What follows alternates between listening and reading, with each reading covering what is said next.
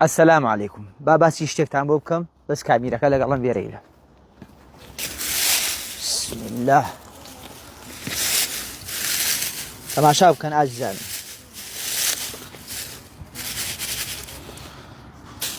ئەمە لانەی چۆلەکەیە کۆترێ پێم وایە ئەبێ زۆر لەمەیش بچووکتر بێ. ئەیبینن دیارە پێغەمبەرمان صلی الله علیه وسلم فەرمێت هەر کەسێک بەشدار بێت لە دروستکردنی ماڵێک لە ماڵەکانی خوای پەروەردگار مزگەوتێ ئەگەر بە ئەندازەی کە مەفحەسی قەتاع بە ئەندازەی لانەی پۆڕێک ماڵی چۆلەکەیە کۆترێک ئەفەرمێ خوای پەروەردگار ماڵێکی لە بەهەشتا بۆ دروستەکە. پرسیارێکتان لێ بکەم ئەمە هەر لەو دەشتە کەوتوو تەماشا بکە چەندێک تەکلیفی کرد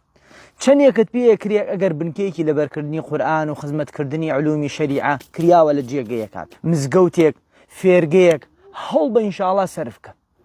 هەر هەزارێکە سەرفێکەی بزانە تو ئەمە هەزاریش نەوکە ئێمە فڕەمانداوە ئەولاد